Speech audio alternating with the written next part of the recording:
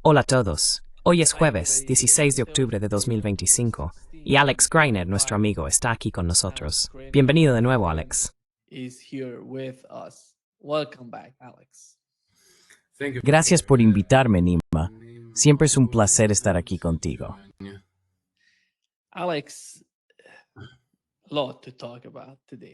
hay mucho de lo que hablar hoy. Irán, Rusia, China. Pero antes de llegar a eso, tuvimos una cumbre en Egipto, en Sharm el-Sheikh. Participaron países árabes y europeos. Donald Trump dijo que fue una gran victoria para la paz y todo eso. Pero se ve a Donald Trump adoptando una nueva retórica. Siento lo mismo que sentí cuando se trató de Rusia.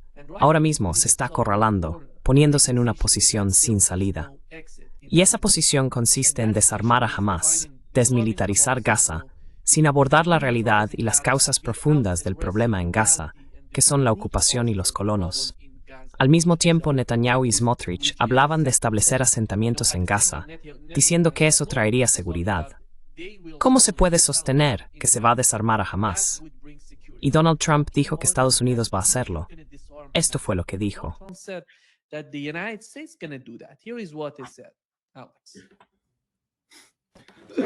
Les dije, queremos que se desarmen y se desarmarán, y si no se desarman, los desarmaremos nosotros. Ocurrirá rápidamente y quizá de forma violenta, pero se desarmarán, ¿me entiendes? Porque todo el mundo siempre dice, oh, no se desarmarán, se desarmarán. Hablé con Hamas y les dije, os vais a desarmar, ¿verdad? Sí, señor, nos vamos a desarmar. Eso fue lo que me dijeron. Se desarmarán o los desarmaremos nosotros, ¿entendido? Bien.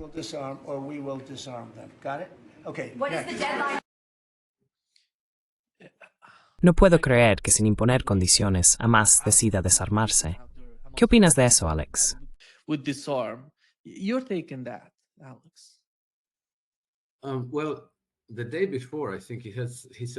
Bueno, el día anterior, creo que dijo algo exactamente opuesto. Estaba en el avión y los periodistas le preguntaban sobre el desarme de Hamas. Dijo que, bueno, ellos tienen que mantener el orden allí. Así que por el momento van a estar a cargo y deben seguir armados porque necesitan mantener el orden en la Franja de Gaza. Me parece que Trump trata toda esta situación como algo muy transitorio. Me cuesta explicármelo, pero me da la impresión de que Trump se ha formado como figura pública a través del mundo del espectáculo estadounidense, donde se dice algo en un momento determinado para agradar al público al que uno cree estar dirigiéndose. Whatever audience you think you're addressing. And then it doesn't really matter because everybody... Y entonces realmente no importa, porque la capacidad de atención de todo el mundo es extremadamente corta. Así que, diga lo que diga hoy a este público. Ya sabes, seguimos adelante y luego voy a decir otra cosa al siguiente público. Eso hace que sea extremadamente difícil interpretar a Trump cuáles son sus verdaderas intenciones. Pero digamos que, en el caso de este acuerdo de paz, la última vez que tú y yo hablamos, yo era profundamente pesimista al respecto. Me preguntaba, ¿por qué se molesta siquiera? Esto nunca va a mantenerse. Pensé que solo estaba ganando tiempo para evitar ir a la guerra contra Irán. Esa era mi idea.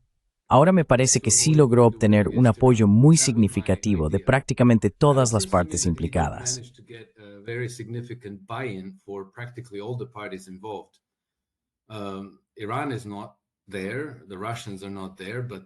Irán no está allí, los rusos no están allí, pero todos los países árabes sí, y parecen tomarse esta paz muy en serio.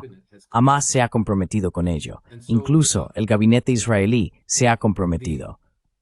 Así que, sea lo que sea que haya dicho en ese video que mostraste, no sé si hay que tomarlo en serio. Porque si lo pienso bien, ¿cómo vas a desarmar a Hamas? Exactamente cómo vas a hacerlo. No veo la manera, ya sabes, porque Israel lleva más de 2 años intentando hacerlo y no lo ha conseguido. ¿Qué va a hacer Trump? ¿Va a enviar tropas estadounidenses? What is Trump going to do? Is he going to send US troops? And what are the American troops going to do that the Israeli troops were not? ¿Y qué van a hacer las tropas estadounidenses que las tropas israelíes no pudieron hacer? ¿Cómo van a hacerlo? Me parece que Trump simplemente está señalando lo que quiere señalar en este momento para esta audiencia. No hay una verdadera intención detrás de ello, ni un compromiso, porque cuenta con la corta capacidad de atención de la gente. Una semana después, nadie va a recordar nada de esto, y estaremos ocupados con lo siguiente. Así que no puedo tomarme esto en serio, y llevo meses intentando no prestar atención a lo que dice Trump, sino centrarme en lo que hace su administración y en qué efectos están tomando forma realmente sobre el terreno.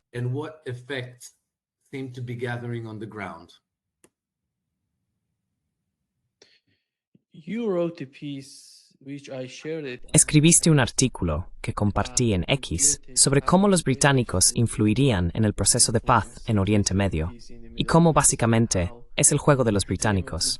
¿Cuál es tu punto? Creo que mucha gente debería saberlo.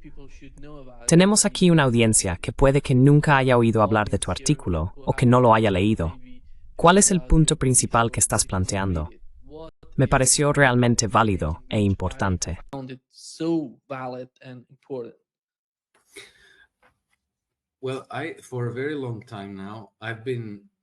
Bueno, desde hace ya mucho tiempo he estado notando la mano del establishment británico en todos los escenarios de crisis del mundo. Siempre están ahí, pero de una manera muy silenciosa y discreta. No se ven fuerzas militares británicas, ni necesariamente muchos funcionarios conocidos del gobierno británico, pero sí se encuentran muchos activos de inteligencia, ONG, organizaciones benéficas, el British Council, empresas privadas y demás. Siempre están ahí. Y me da la impresión de que Trump los tomó por sorpresa con este acuerdo de paz. No lo vieron venir, no lo esperaban y los pilló desprevenidos, porque lo que ha pasado, volvamos 100 años atrás. Let's go back 100 years. The British Empire created the Zionist Project. El Imperio Británico creó el proyecto sionista y luego movió muchas piezas para ponerlo en marcha. Fue un juego muy complejo y a largo plazo para crear el Estado de Israel, y lo consiguieron. Crearon el Estado de Israel, y lo hicieron por una razón, y esa razón no era proporcionar una patria al pueblo judío que tanto había sufrido. Fue una maniobra cínica al servicio de los fines del Imperio Británico. Y los antiguos miembros de la mesa redonda de Alfred Milner explicaron cuál era esa razón. Dijeron básicamente que si Gran Bretaña quería seguir siendo un imperio marítimo, necesitaba sembrar esta región con una población especialmente patriótica, y no pudieron hacerlo con los árabes.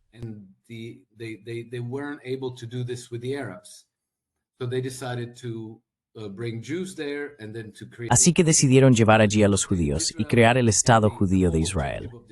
El objetivo principal de ese Estado era mantener la región desestabilizada, perpetuamente en guerra, porque es una zona de gran importancia estratégica. En lugar de intentar controlarla militarmente, lo cual no se podría hacer ni siquiera en teoría, nadie tiene tantas tropas o policías, se la mantiene en un estado de caos. De ese modo, es más fácil enfrentar a una tribu, un país o una región contra otra, mientras se negocia en secreto con todos. Es la típica geopolítica del equilibrio de poderes al estilo británico. Ahora estás implicado, todo el mundo sabe que lo estás, y tienes que explicar por qué esta región está perpetuamente en guerra. Y entonces la narrativa siempre es, oh, es tan complicado. Oh, it's so complicated, centuries of hatreds. Ya sabes, siglos de odios, gente muy primitiva, irracional. No se puede negociar con ellos, siempre están a la greña. Y bueno, ¿qué podemos hacer? Es así, y estamos intentando hacerlo lo mejor posible. Pero ya ves, esta gente no tiene remedio. Y entonces llega Trump, y después de 10 meses de su presidencia, reúne a todos alrededor de la mesa y consigue que firmen un acuerdo de paz. Esto es un gran golpe para la diplomacia británica, porque ¿qué tiene de tan complicado la paz que ellos no pudieron resolver? Pero Trump sí. Ya sabes, Trump, el tipo al que todo el mundo adora odiar, lo resolvió.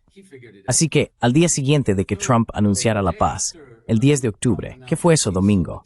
El domingo era 12, ¿verdad?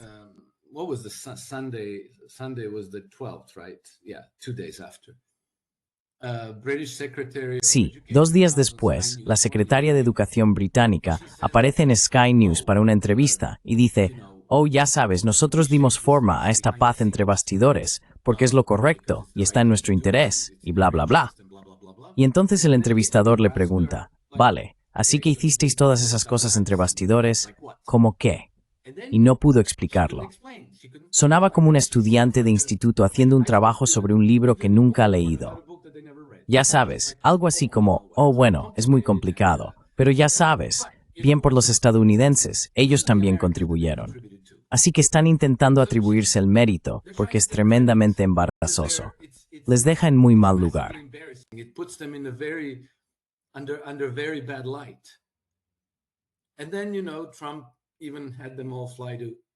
Y luego, ya sabes, Trump incluso hizo que todos volaran a Egipto, donde los sometió a otro ritual de humillación muy leve, muy sutil, especialmente a Keir Starmer, para dejar muy claro quién fue realmente el que logró la paz y quién era solo un espectador, un observador. Y creo que la secretaria de Educación británica, Bridget, ahora no recuerdo su apellido, probablemente causó mucho más daño al intentar atribuirse el mérito de esta paz que si no hubiera dicho nada. Porque al atribuirse el mérito de forma deshonesta, solo llamó la atención sobre el hecho de que no habían contribuido en absoluto. De hecho, durante décadas han estado disimulando, diciendo que es simplemente imposible lograr la paz aquí, porque toda esta gente es tan irracional, tan primitiva, tan violenta, y los problemas son tan increíblemente complicados que ni siquiera nosotros, las personas sofisticadas con nuestros acentos elegantes, lo respect.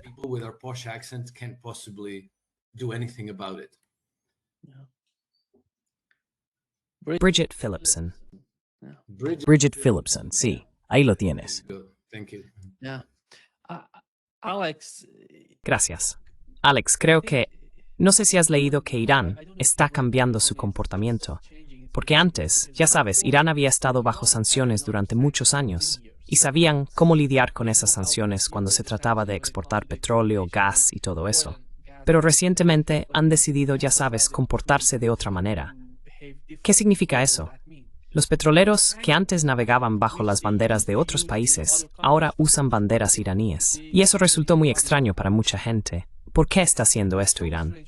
Por lo que he oído en los medios iraníes, es porque Irán está enviando un mensaje.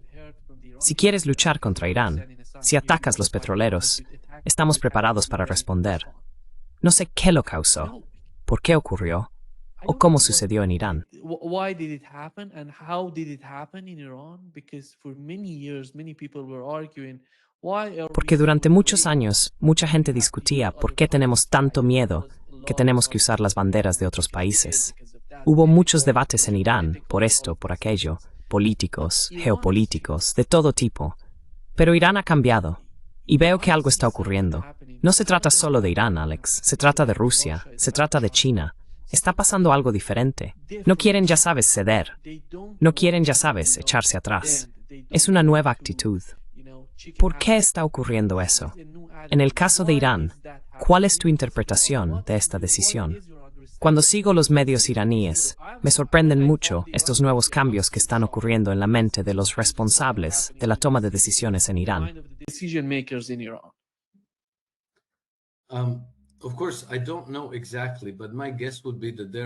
Por supuesto, no lo sé con exactitud, pero supongo que se sienten cada vez más seguros de estar en el lado correcto de la historia y en el lado ganador. Creo que esto es consecuencia del hecho, cada vez más evidente, de que el Imperio Occidental ha sufrido una derrota estratégica en Oriente Medio, en Asia Occidental. Creo que esto ha sido evidente al menos desde junio de este año, desde la guerra de 12 días y la incapacidad de Estados Unidos para derrotar a los hutíes en Yemen. Así que creo que la paz que acaba de firmarse entre Israel y Hamás hace que esto sea innegable. Lo consolida, porque realmente veo esta paz como Trump básicamente consolidando la derrota de Israel. Algunos podrían decir que los está protegiendo de sí mismos, quizá. Pero ahora se está volviendo innegable. Y en cierto modo, The Snattergate se podría argumentar que entregó una victoria a Hamás. In a way, you could even argue that he handed a victory to Hamas. Because, Hamas already won. But now... Porque ya sabes, Hamás ya ganó, pero ahora está en blanco y negro. Así que creo que el Imperio Occidental ha sufrido una derrota estratégica. Y ahora, si navegas con tus petroleros bajo tu propia bandera y son atacados o confiscados, como han hecho los británicos y los estadounidenses en el pasado, entonces no hay duda de a quién le estás robando la propiedad. Pone las cartas sobre la mesa. Es casi como un desafío.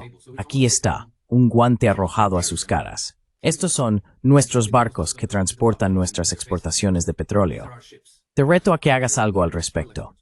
Esa sería mi suposición, Nima. No estoy 100% seguro, pero no hicieron este cambio para divertirse. No es por diversión. Hay una razón estratégica detrás, y no se debe a una falta de confianza, sino a una mayor confianza que sienten frente a sus adversarios occidentales.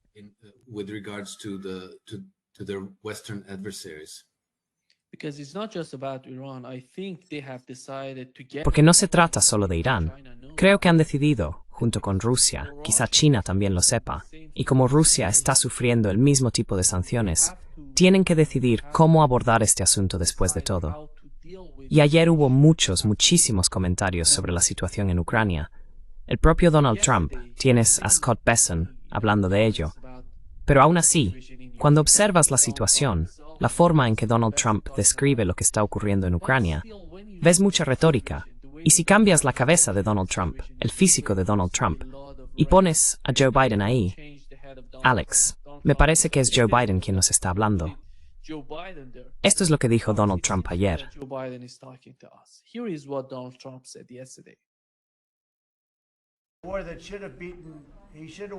Esa guerra debería haberse ganado.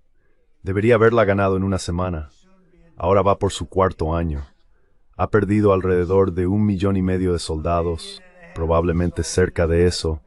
Sin duda, si contamos a los heridos, personas sin piernas, sin brazos, todas las cosas que ocurren en guerras horribles. Es una guerra horrible.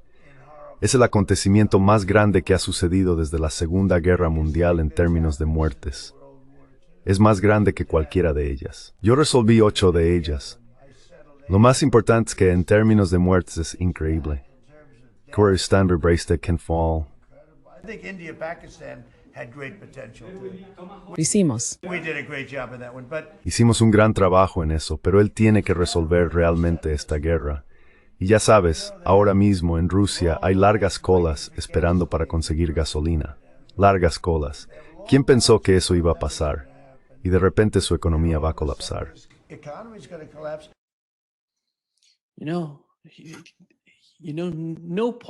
No hay nada positivo en sus comentarios. La economía de Rusia se está derrumbando.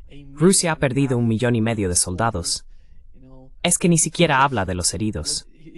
Han perdido a esas personas que murieron en el campo de batalla. Hablaba de eso, y más tarde lo volvió a decir. Y lo otro es la forma en que están intentando presionar a la India y a China. Y esto es lo que dijo sobre la India.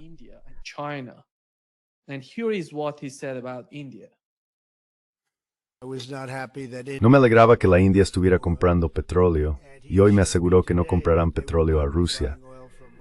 Es un gran paso. Ahora tengo que conseguir que China haga lo mismo.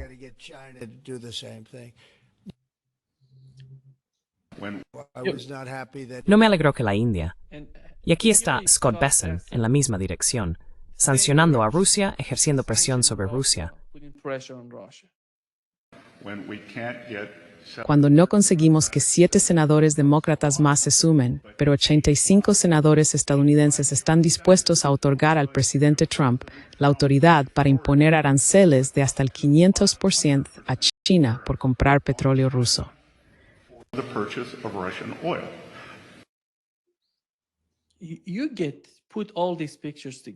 Cuando juntas todas estas piezas, no ves ninguna razón, ningún movimiento por parte de la administración Trump para resolverlo políticamente, mediante conversaciones, para entender de qué está hablando Rusia.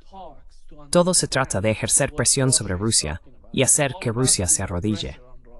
Teniendo eso en cuenta, ¿cuál es tu comprensión de las medidas que la administración Trump está intentando tomar?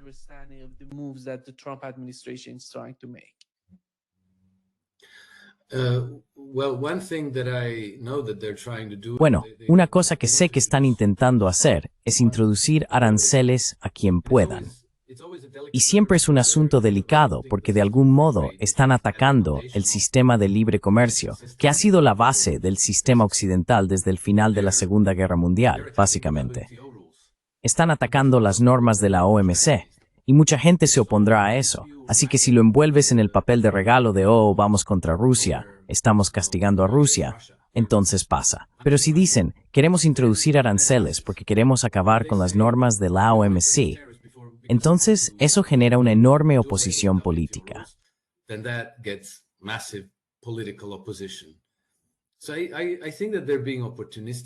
Así que creo que están siendo oportunistas aquí. Ahora bien, ¿por qué quieren introducir todos estos aranceles? Porque como Trump ha dicho muchas veces, quiere reindustrializar Estados Unidos. Quiere traer la manufactura de vuelta al país. Quiere desarrollar económicamente a Estados Unidos de una manera muy diferente a la que se ha practicado durante las últimas décadas. Pero ha sido atacado con mucha dureza por eso, porque claro, está socame de Estados Unidos y que va a hacer esto y lo otro. Y así, si lo presentas todo a citarse, en su alma y lo acepta.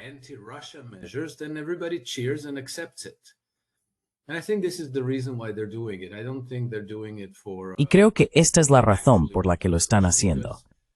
No creo que lo hagan porque realmente quieran perjudicar a Rusia, porque no creo que eso vaya a funcionar desde el principio. Sería un poco tonto si esa fuera la razón principal. Entre otras cosas, si le dices a India y a China que dejen de comprar petróleo ruso, creo que creas pánico en el mercado del petróleo. Podrías hacer que el precio del petróleo volviera a subir por encima de los $100 por barril y reactivarías una inflación impulsada por los precios de las materias primas, lo cual, de nuevo, es muy malo para tu propia economía. Así que ya sabes, como con todo, ciertas cosas que Trump hace y dice, o la gente de su administración, me parecen tan tontas.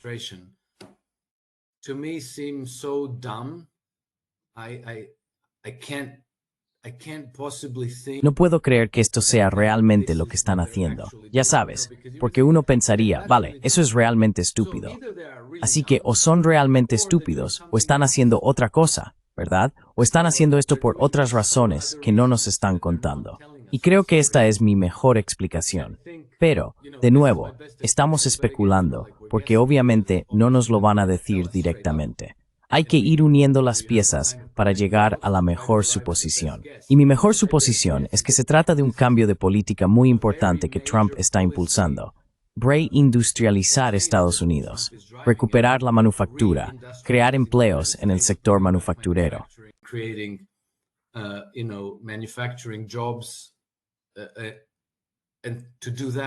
Y para hacer eso, tienes que crear un mercado protegido.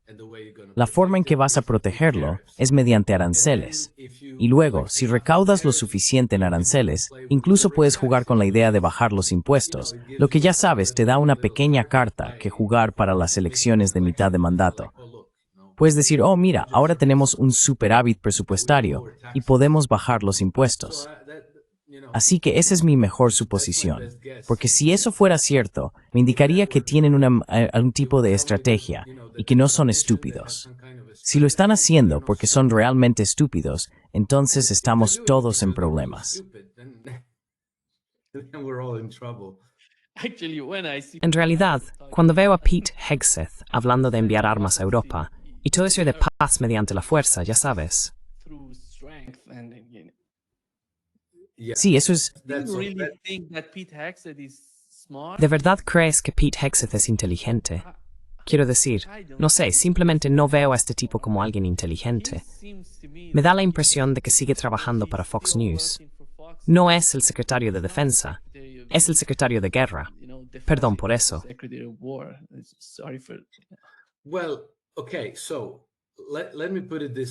Bueno, vale, déjame explicarlo así. Creo que Pete Hegseth es inteligente, pero no necesariamente muy sofisticado. Ya sabes, no es Douglas McGregor, ni Jeffrey Sachs, ni Larry Wilkerson. Es el tipo de persona que es lista, pero quizá no con tanta profundidad o una visión de conjunto tan amplia. Y creo que hace lo que le dicen que haga. Le encargan ir a vender armas a los europeos y él va y vende armas a los europeos. ¿Cómo vas a venderles armas? Pues diciéndoles que tus armas son increíbles, las mejores que nadie haya visto nunca, y que pueden ganar, que pueden librar esta guerra y vencer a los rusos. Así que solo comprad nuestras armas, y entonces podréis vencer a los rusos. Y en realidad no importa tanto, porque ya sabes, no se trata solo de las armas. Tienes que tener gente que vaya a usarlas, que esté entrenada para usarlas. You have to have people who are going to use it, who are going to be trained to use them. You need the logistics, you need the intelligence. Necesitas la logística, necesitas la inteligencia, necesitas la información satelital, necesitas tantas cosas. Así que siempre pueden venderles las armas. Y luego, creo que Trump no quiere ir a la guerra contra Rusia. Y no quiere escalarlo hasta el punto en que se vean arrastrados automáticamente, porque entonces serían un participante, como si los Tomahawk empezaran a volar hacia Rusia. Así que creo que se detendrán antes de cruzar esa línea. Pero hasta llegar a ella, simplemente están siendo transaccionales. Están haciendo negocios. Y luego, cuando lleguen a la línea, verán cómo pueden fastidiar a los europeos. Porque ya sabes, si los europeos creen que Trump y su equipo van a ser leales con ellos y cumplir su palabra y honrar sus compromisos, bueno, entonces están siendo ingenuos. Y creo que de hecho lo son. They are being naive. And I think they are actually. You think that ¿Crees que a Donald Trump le importaría si ocurriera algo entre Europa y Rusia? Russia? I don't ¿En qué sentido si pasa eso? Happens. Yeah, well, it's something big. An attack, direct Sí, attack. si se tratara de algo grande, como que Europa y Rusia se atacaran directamente, no veo a Donald Trump preocupándose por eso. En mi opinión, en realidad lo pondría en una mejor posición. En cuanto a vender más armas, en cuanto a que los europeos estuvieran más dominados por Estados Unidos y por las políticas de Trump. Y él sabe que Rusia nunca atacaría a Estados Unidos por varias razones. Por eso, si ocurriera algo entre Europa y Rusia, eso colocaría a Donald Trump en una mejor posición. Y a él no le importa Europa. Alex, siendo sincero, no veo a Donald Trump preocupándose por nada de lo que ocurra en Europa. About anything happening in Europe. Okay, so I'm not sure that this is correct, Nima, because Vale, no estoy seguro de que esto sea correcto, Nima, porque, ya sabes, veamos el precedente de las dos guerras mundiales anteriores. En ambos casos, el pueblo estadounidense no quería ir a la guerra en Europa. Es decir, en el periodo previo a la Primera Guerra Mundial, el 90% de los estadounidenses no quería tener nada que ver con ella. Y lo que ocurre es que los europeos se meten en problemas. Avanzan, orquestan la Gran Guerra e incluso empiezan a sufrir de verdad, ¿verdad? Y entonces utilizan eso para presionar a los estadounidenses, diciendo algo como: oh, no podéis dejarnos morir aquí. Mirad lo que los rusos nos están haciendo, o los alemanes, o quien sea. Tenéis que venir a ayudarnos. or the Germans or whoever, you have to come and help us.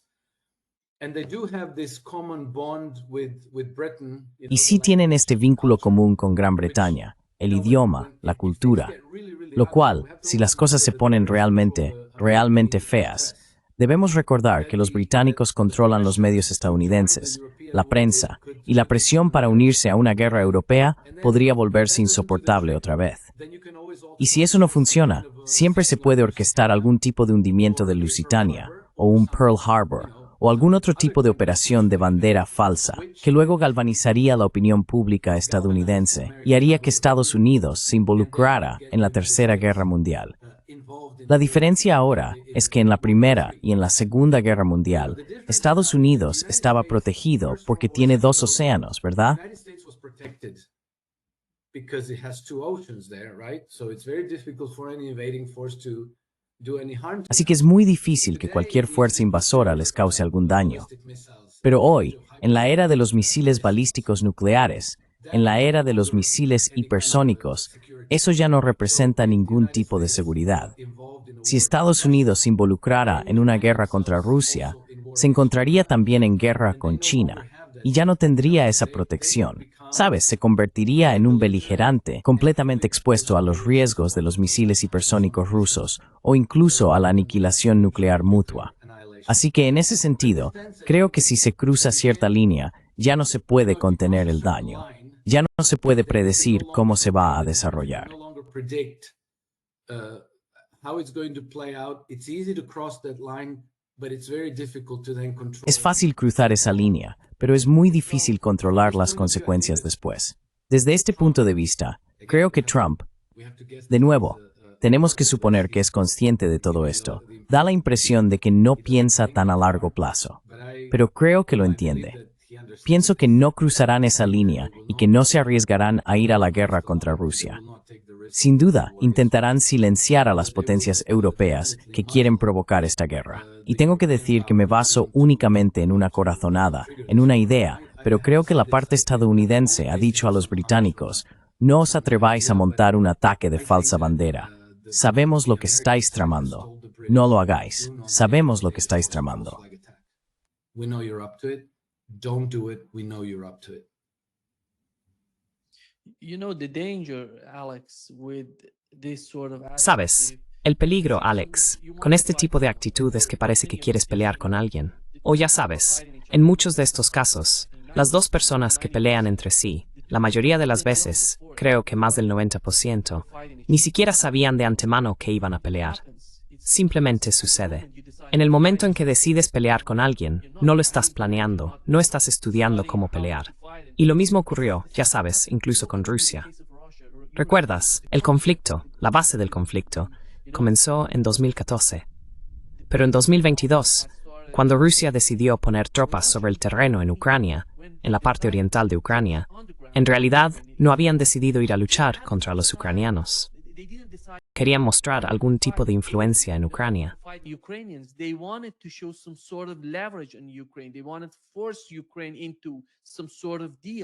Querían obligar a Ucrania a aceptar algún tipo de acuerdo. ¿Sabes? Hasta el último momento, el propio Vladimir Putin lo dijo. En realidad, no sabían si querían luchar o no. Porque esta es la realidad de los seres humanos, Alex. ¿Sabes? Por eso creo que lo que está haciendo Donald Trump es arriesgado. Este tipo de guerra o confrontación puede ocurrir sin que nadie se dé cuenta de que está ocurriendo. Ese es el problema. No veo en la administración Trump esa sabiduría para entender esta escalada, vender más armas, burlarse de los europeos. Al fin y al cabo, cuando hablamos de Europa, hablamos de una enorme variedad de personas, mentalidades, cuestiones culturales, cuestiones históricas. No se pueden reunir todos estos problemas y decir: los domino, los controlo. No hay control sobre el comportamiento de estas personas. You're right, Nima. But Tienes razón, Nima. Pero hay un problema muy serio en Europa. Las personas que están en el poder están desesperadas por escalar el conflicto con Rusia hasta un escenario de Tercera Guerra Mundial. El único problema es que no son capaces de librar esa guerra. Así que su idea ahora es mantener a Ucrania luchando el mayor tiempo posible mientras preparan sus propias naciones para la guerra. Ya sabes, los británicos, los franceses, los alemanes, los polacos y así sucesivamente. Y además están intentando, aprovechar a los moldavos, a los rumanos. Lo intentaron con Georgia. Parece que eso no funcionó del todo, pero seguirán intentándolo. No van a rendirse. but they will continue trying, you know, they're not going to give up. And so Y entonces, ya sabes, me pregunté, ¿qué haría yo si estuviera al mando? Si fuera yo quien negociara estas cosas. Tal vez consideraría obligar a los europeos a tomar esa decisión antes de que estén preparados. Ya sabes, casi empujarlos hasta el punto de decir: de acuerdo, queríais una guerra, pues adelante, aquí la tenéis, esta es vuestra oportunidad. No darles 5 años para invertir cientos de miles de millones de dólares en nuevos sistemas de armas, entrenar a decenas o cientos de miles de soldados, llevar a cabo una campaña de propaganda demonizando a Rusia, preparando a la gente, como Alemania en los años 30, como Ucrania después de 2014, para forzarles la mano ahora, para decir: queréis guerra, ¿verdad? to force their hand now to say, you want war, right? You want to go to war? Well, go. We're giving you. ¿Quieres ir a la guerra? Pues ve, te estamos dando todo, te apoyamos, no vamos a luchar contigo, pero ve, porque eso los llevaría al límite. Personas como Friedrich Merz, Keir Starmer, Emmanuel Macron, Ursula von der Leyen, todos tendrían que ponerse delante de su gente y explicar que tenemos que ir a la guerra contra Rusia. Y creo que eso haría caer a todos esos gobiernos. Así que ya sabes, esa es una posibilidad. Simplemente forzarles la mano, hacer que cometan un error antes de que estén preparados para negociar las consecuencias. Puede parecer ajedrez en Think Dancing. That may seem like 5D chess, and Y ya sabes, la gente siempre piensa que le das demasiado crédito a Trump. No están pensando las cosas con tanta profundidad. Pero Trump está hablando con los rusos, quiero decir. Trump, ya sabes, la gente de su equipo. Están hablando con los rusos de forma muy regular y a varios niveles.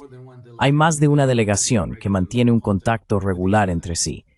También están en contacto con los chinos. Todos saben de dónde viene el peligro. Todos saben quién está desestabilizando el mundo. Creo que Trump quiere ver el fin de la Unión Europea. Creo que quiere tratar con la AfD. Quiere tratar con la Assemblée Nationale en Francia.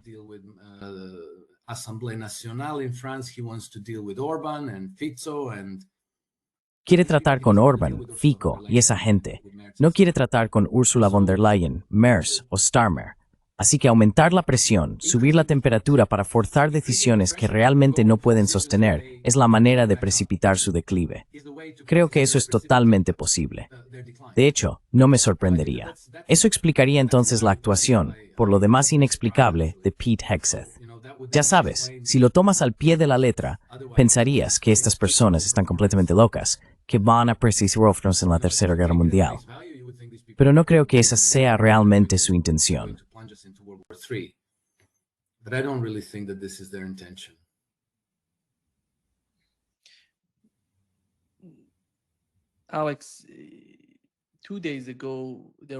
Alex, hace 2 días hubo una entrevista con el ex jefe de Seguridad Nacional de Irán. En esa entrevista, lo que reveló sobre la guerra entre Irán e Israel fue que en los días finales, Irán sabía que Israel estaba perdiendo. Dijo que la única razón por la que Donald Trump se involucró, porque Estados Unidos había decidido intervenir, fue la situación con Israel. Y este tipo es una persona realmente seria. No habla mucho. Es un militar, el ex ministro de Defensa de Irán. No se dedica a la propaganda. Fue muy directo. Dijo, fracasamos aquí, fracasamos allí, con honestidad. Creo que hablaba basándose en la información de inteligencia que tenían. Mencionó que sabían de cada misil, dónde impactó, y conocía exactamente los detalles de esos ataques.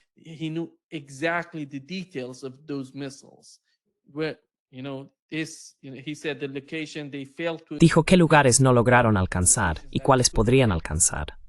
Detalló todo. Pero el punto principal de lo que dijo fue que Israel estaba perdiendo. ¿Crees, con todo lo dicho y con el nuevo acuerdo de paz en Oriente Medio, que muchas personas tienen razón cuando afirman que Israel se está preparando para ir a la guerra con Irán? Cuando escucho a los iraníes, cuando veo lo que está ocurriendo en la región, y cuando oigo a Donald Trump hablar sobre Oriente Medio, diciendo que si Irán busca armas nucleares, los atacaremos de nuevo, parece que en realidad no van por ese camino. Están lejos de eso. Entonces, ¿cuál es tu interpretación de los últimos acontecimientos? ¿Cómo deberíamos interpretar la situación en Oriente Medio? ¿Se avecina una nueva guerra, o podemos decir que el conflicto reciente ha creado algún tipo de elemento disuasorio para Irán?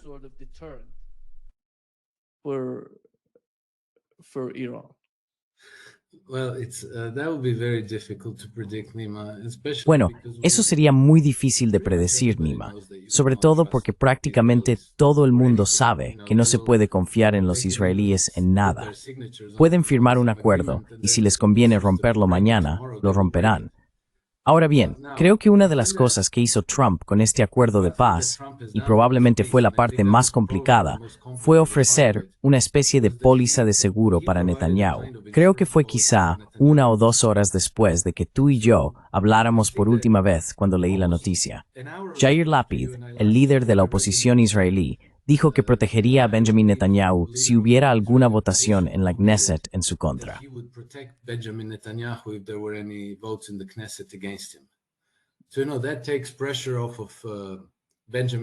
Así que, ya sabes, eso le quita la presión a Benjamin Netanyahu, porque la razón por la que mantenía a Israel en guerra era que él mismo estaba acabado si la guerra terminaba. Su vida política se habría acabado, y lo más probable es que acabara en prisión. Básicamente, es el señor de la vida y la muerte en Israel y sobre las FDI. Está literalmente al mando. Así que si se elimina ese peligro para él, ya no tiene esa presión de mantener a Israel en guerra constante. Y creo que esta es también la razón por la que Trump está presionando ahora a Herzog, el presidente de Israel, para que conceda un indulto a Benjamin Netanyahu, porque entonces Netanyahu quedaría libre de culpa. Ya no necesitaría la guerra. Benjamin Netanyahu is in the clear. He no longer needs war. And obviously, every one of us would like to see. Y bueno, obviamente a todos nos gustaría ver a Benjamin Netanyahu en los tribunales y en prisión. Pero si eso significa que tienen que morir 100 palestinos cada día, entonces prefiero que Benjamin Netanyahu quede libre. Así que creo que el riesgo de que Israel inicie otra guerra contra Irán ha disminuido mucho. También creo que Trump les dijo, si vais a la guerra contra Irán, estáis solos. Quiero decir, ya lo ha dicho antes, pero creo que también forma parte de este acuerdo. La ilusión que tenían los israelíes, que empezarían la guerra, y los estadounidenses no tendrían más remedio que entrar y luchar por ellos, creo que se desvaneció. La perspectiva de Netanyahu probablemente ha cambiado mucho con este acuerdo de paz.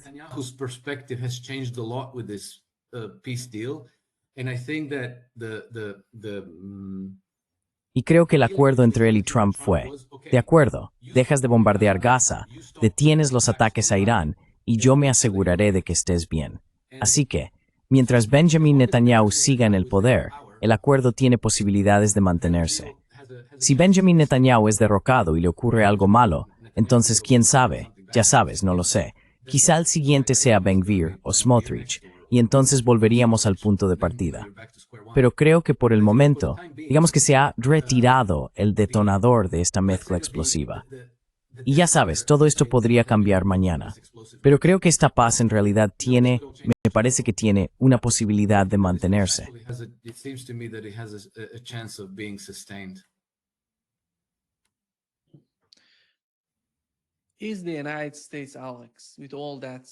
¿Es Estados Unidos, Alex, dicho todo esto, capaz de hacer las paces con Rusia? Quiero decir, la identidad de Estados Unidos, no hablo del pueblo estadounidense, ni siquiera de muchos de los políticos, sino del núcleo, del blob, del Estado profundo. ¿Son capaces de hacer las paces con Rusia?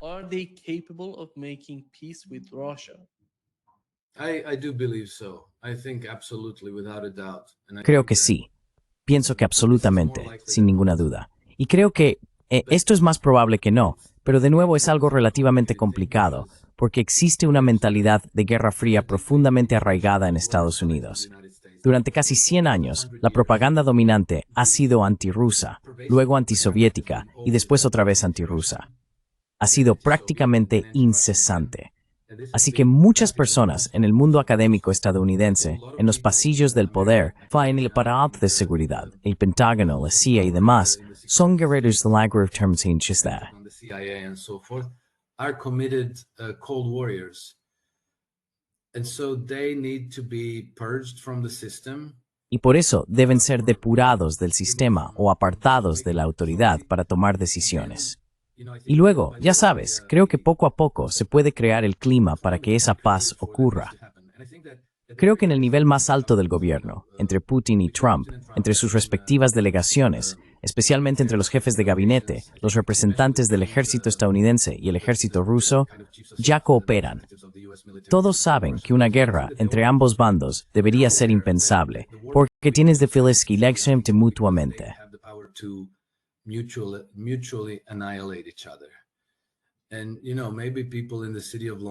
Y quizá la gente de la City de Londres y de Wall Street piense que sería un riesgo que vale la pena correr.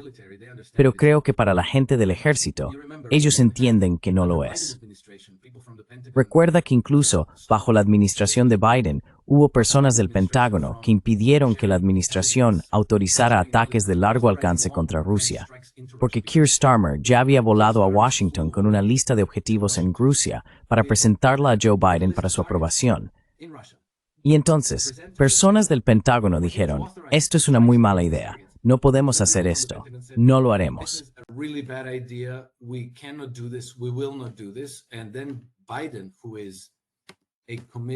Y luego, Biden, que es un firme guerrero de la Guerra Fría pro-ucraniano, incluso él tuvo que decir, lo siento, no podemos seguir adelante con esto. Creo que bajo Trump esto fue probablemente aún más fuerte. Sabemos que la administración Trump tomó algunas medidas muy significativas, como dejar de compartir información de inteligencia sobre sus contactos con los rusos, con los británicos, los canadienses, los australianos y Nueva Zelanda, los otros 4 de los 5 ojos. También retiraron las autorizaciones de seguridad a, eran 27 o 37, antiguos altos cargos de seguridad del Pentágono, la CIA y otros organismos. Así que creo que esta purga de los tipos de la Guerra Fría de los círculos de toma de decisiones está ocurriendo gradualmente, pero llevará algo de tiempo. Aún así, creo que se puede lograr la paz. Lo será, mientras Trump y Putin sigan vivos. Nunca se sabe.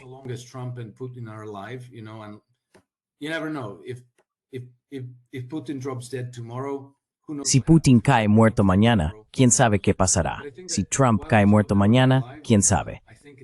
Pero creo que mientras los dos sigan vivos, es más probable que tengamos paz entre Rusia y Estados Unidos. Y ya sabes, eso no es algo tan sorprendente, porque Rusia y Estados Unidos son aliados naturales, y lo han sido a lo largo de la historia. La mayor parte no. Durante todo el siglo XIX y prácticamente desde que Estados Unidos se convirtió en nación, han mantenido relaciones muy amistosas. Tuvieron una amistad y una alianza muy estrechas durante mucho tiempo. No necesariamente porque los estadounidenses y los rusos se quieran tanto, sino porque realmente tienen intereses comunes naturales. Y esos intereses no desaparecieron solo porque todo el mundo haya sido adoctrinado para ignorarlos. Siguen ahí.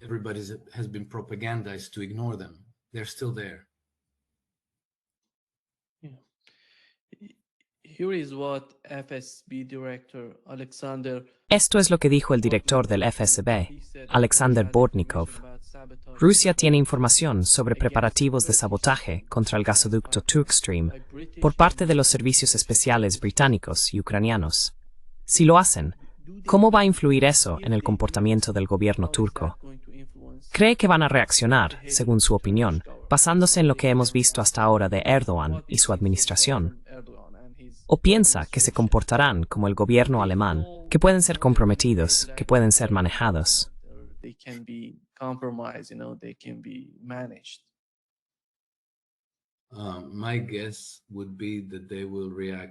Mi suposición sería que reaccionarán como los alemanes, al menos Erdogan y su gobierno, porque están muy compinchados con la inteligencia británica, y apoyan encubiertamente a Ucrania, porque parte de la clase política turca está muy nerviosa ante la idea de que una Rusia muy poderosa domine el Mar Negro. Así que, ya sabes, aunque no quieren ir a la guerra contra Rusia, les gustaría enfrentar a Rusia y Ucrania para que se mantengan mutuamente débiles y ocupados entre sí.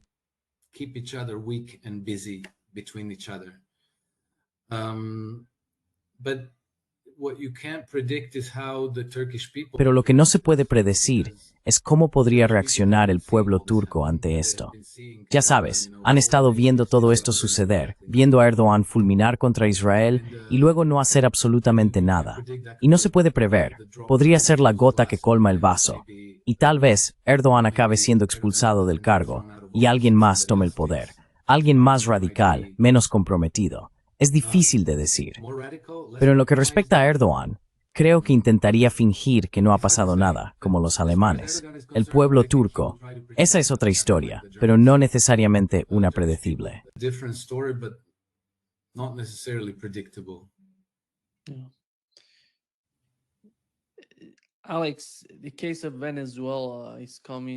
Alex, el caso de Venezuela está saliendo a la luz. Ya sabes, ayer hubo un artículo en el New York Times. Decía que la administración Trump autorizó una acción encubierta de la CIA en Venezuela para derrocar a Maduro.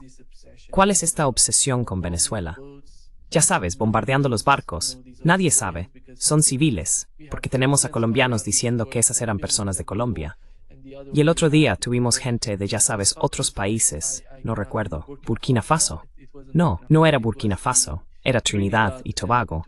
Y salieron a decir que Estados Unidos mató a algunos de sus ciudadanos por estas acciones. ¿Cuál es la obsesión con Venezuela? Se trata todo del petróleo. Se trata de ejercer más presión sobre Rusia, de controlar la industria petrolera, el mercado del petróleo.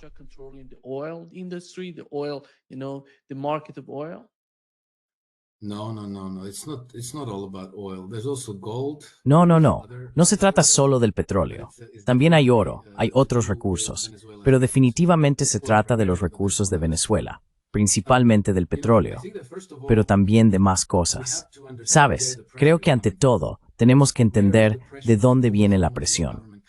¿De dónde viene la presión para derrocar al gobierno de Maduro? No viene de la administración Trump, y no exclusivamente de Estados Unidos. Viene de Wall Street, pero también de otros centros financieros, principalmente de la City de Londres. Bien, pues en 2003, creo que a principios de los 2000, Aaron Russo, el cineasta, concedió una entrevista en la que dijo algo muy interesante y revelador. In which he said something very interesting and indicative, and so he became friends Y así se hizo amigo de Nick Rockefeller, uno de los herederos de la familia Rockefeller, y se convirtieron en amigos personales. En esta entrevista, dijo que Nick Rockefeller le contó que iba a ocurrir un acontecimiento. Se refería a los atentados terroristas del 11 de septiembre, y su conversación tuvo lugar antes del 11S. Pero Nick Rockefeller sabía que el 11S iba a suceder. Luego dijo algo como, y a raíz de ese acontecimiento, vamos a declarar una guerra contra el terrorismo. Y eso es genial, porque en realidad no hay un enemigo real.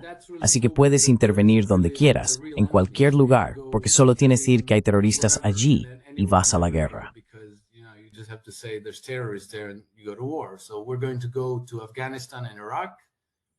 Así que vamos a ir a Afganistán e Irak. Pero también dijo que íbamos a ir a Venezuela. Bien, los planes para hacerse con Venezuela no son nuevos. Tienen al menos 20 años, si no más. Y luego en 2003 hubo un intento de derrocar a Hugo Chávez, pero ese golpe fracasó y Chávez permaneció en el poder. Fue rescatado por su propio pueblo y su ejército. Después hubo otro intento de golpe en 2019, bajo Trump, y en este caso Juan Guaidó se declaró presidente. Y todo el mundo, ya sabes, en Europa, en Londres, Donald Trump, todos dijeron, sí, Juan Guaidó es el presidente legítimo. Juan Guaidó is the legitimate president. But then nothing happened. It all kind of got forgotten. Pero luego no pasó nada. Todo quedó un poco en el olvido, y Maduro ha estado en el poder desde entonces. Y ya sabes, otra forma en que sabemos que la presión viene de un nivel más alto que el del gobierno de Estados Unidos es porque la líder de la oposición venezolana acaba de ganar el Premio Nobel de la Paz. María Machado, ¿verdad? María Machado es probablemente la última persona en este planeta que merece un Premio Nobel de la Paz. Pero lo consiguió porque hay un plan a un nivel muy alto para derrocar al gobierno venezolano e instalarla a ella. Trump quería el Premio de la Paz para sí mismo, pero esto demuestra que no es su decisión.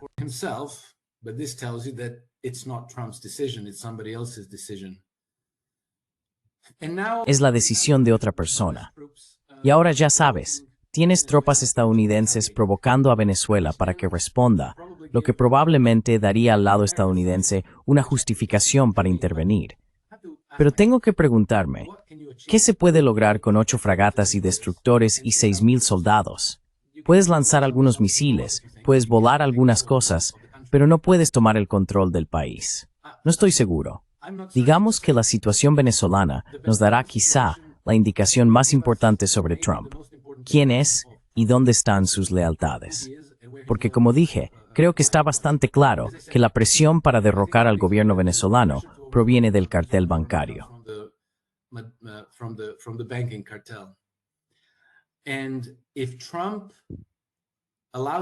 Y si Trump se permite desplegar tropas estadounidenses, ponerlas en riesgo y entregar una victoria al cártel bancario global, entonces Trump habrá traicionado a sus votantes, habrá traicionado a todo el mundo. Si por otro lado hace lo que hizo en 2019, mucho ruido, hace volar algunos barcos, tiene a gente de la CIA haciendo no sé qué en Venezuela, y luego no consigue nada, en ese caso quizá esté haciendo lo correcto, es decir, ya sabes, como en 2019, cuando dijo todo lo que había que decir.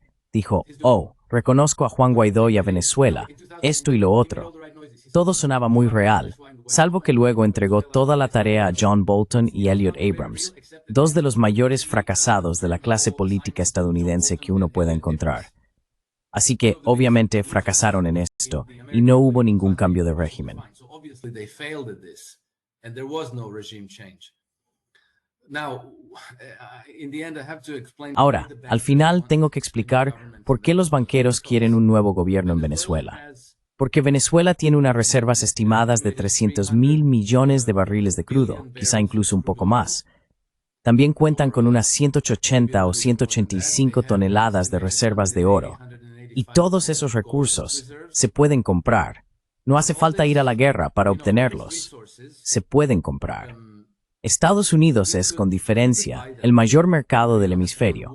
Así que los estadounidenses podrían ir a Venezuela y negociar contratos a largo plazo muy favorables para asegurarse de que toda esa riqueza, todos esos recursos, fluyan hacia el mercado estadounidense, en beneficio mutuo tanto de Estados Unidos como de Venezuela, pagados en dólares estadounidenses, de modo que esos dólares se reciclen a través de la Reserva Federal en bonos del Tesoro de Estados Unidos, y así sucesivamente.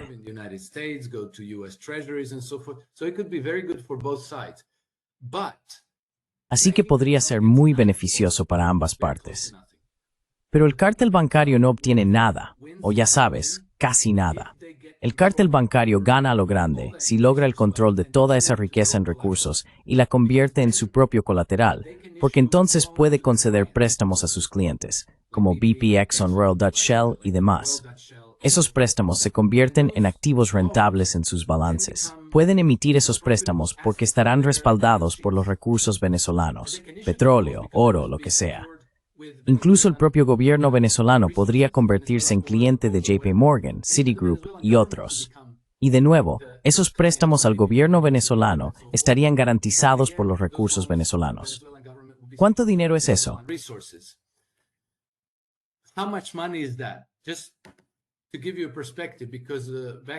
Solo para darte algo de perspectiva. En abril escribí un artículo en el que detallaba todo esto con respecto a las reservas de crudo de Alberta, es decir, Canadá. Alberta tiene unas reservas probadas de petróleo estimadas en 175.000 millones de barriles. A principios de los años 2000, o incluso a finales de los 90, los intereses de Rockefeller en Nueva York lograron hacerse con el control de ese colateral. Eso se convirtió en unos 9 billones de dólares en activos para el sistema bancario.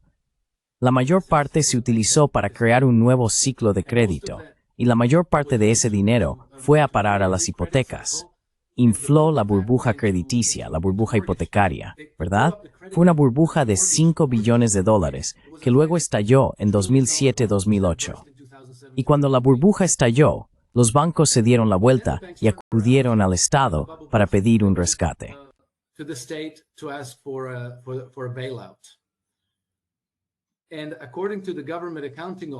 Y según la Oficina de Responsabilidad Gubernamental, recibieron como mínimo 16 billones de dólares en rescates. Y no fueron solo los bancos estadounidenses. Ya sabes, esa es la cuestión. No fueron solo los bancos estadounidenses. El rescate fue a parar a bancos japoneses, franceses, alemanes y suizos. Básicamente fue una operación masiva de saqueo. Esa operación de saqueo necesitaba dinero fresco, buen colateral dentro del sistema. En fin, 16 billones de dólares, solo para que la gente tenga una perspectiva, porque ya sabes, billones, cuatrillones, la gente se pierde entre tantos ceros. Básicamente, eso significa como mínimo $42,000 dólares por cada hombre, mujer y niño que vive en Estados Unidos. Eso es enorme.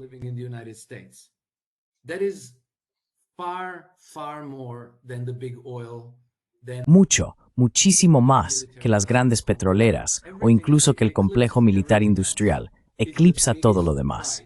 Es el mayor premio si logras poner bajo tu control las garantías de un país. Es absolutamente descomunal. Y entonces, ya sabes, si 175.000 millones de barriles de petróleo canadiense pudieron convertirse en 9 billones de dólares en garantías y luego en un rescate de más de 16 billones, imagina lo que podrías hacer con 300.000 millones de barriles de petróleo venezolano. Podrías hacer lo mismo, solo que a una escala aún mayor. Y básicamente, ¿por qué señalo a los bancos? Porque son el único grupo en la sociedad que tiene ese incentivo. Ningún otro grupo lo tiene. Así que ellos tienen el incentivo, los medios y la oportunidad.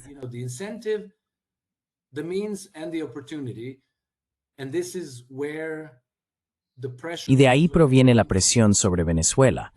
Así que si Trump interviene en Venezuela, habrá traicionado todo lo que dice defender. Para mí, ese es el asunto al que hay que prestar atención. Ya sabes, con lo que está ocurriendo en Oriente Medio, creo que veo la posibilidad de que Trump desempeñe un papel positivo. Ucrania, Rusia, papel positivo. Venezuela es la que más me preocupa, porque ahí no estoy seguro de que esté de nuestro lado. Pero bueno, ya veremos, lo sabremos. Si la operación de cambio de régimen fracasa, bien. Si tiene éxito y la Premio No Machado se convierte en la nueva presidenta de Venezuela, entonces habrá entregado una victoria enorme a los banqueros.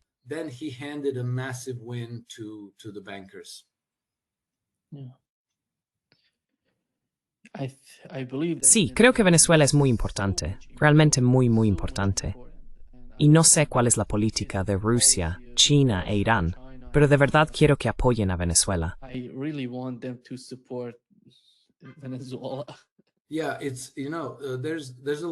Sí, sabes, hay muchas cosas que no sabemos. Es muy complicado. Venezuela ha estado bajo sanciones muy, muy duras por parte de la administración Trump y prácticamente rompieron las relaciones diplomáticas. Luego, cuando comenzó la guerra en Ucrania, la gente de Biden envió una delegación a Venezuela. Mantuvieron negociaciones muy extensas. Llegaron a acuerdos que no se han hecho públicos en su totalidad. Supuestamente se trataba de enviar petróleo a Estados Unidos, así que levantaron parcialmente las sanciones para que Venezuela pudiera vender su petróleo a Estados Unidos. Bien, eso parece legítimo y justo, pero hubo otras partes de los acuerdos que no se revelaron.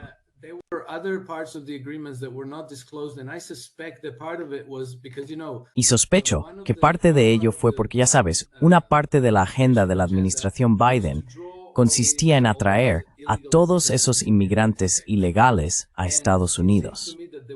Y me da la impresión de que fueron al gobierno de Maduro y le dijeron algo así como, oye, ¿podrías, ya sabes, vaciar tus prisiones y enviarnos a esa gente, enviarlos a Estados Unidos? Y entonces el gobierno de Maduro dijo, de acuerdo, bien, si eso es lo que queréis, eso es lo que tendréis. Y de hecho vaciaron sus prisiones, y todas esas bandas de narcotraficantes fueron realmente enviadas a Estados Unidos. Así que eso añade otra dimensión en la que la administración Trump tiene un gran problema con el gobierno de Maduro, pero luego el gobierno de Maduro, ya sabes, envió en secreto una delegación para hablar con la gente de Trump.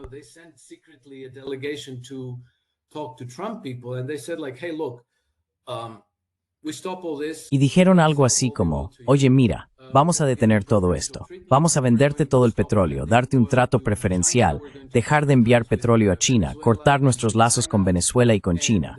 Puedes tener prioridad absoluta en el desarrollo de todos los recursos de Venezuela. Aparentemente, la respuesta fue no. Al parecer, les dijeron que no había trato, estamos buscando un cambio de régimen. Así que ya sabes, la situación es un poco más complicada de lo que sabemos, pero sí sabemos que es complicada. Y lo que va a pasar, no estoy seguro. Pero de nuevo, ya sabes, son Wall Street y la City de Londres quienes llevan el volante aquí. Y si Trump se convierte en su lacayo, entonces eso será una profunda decepción.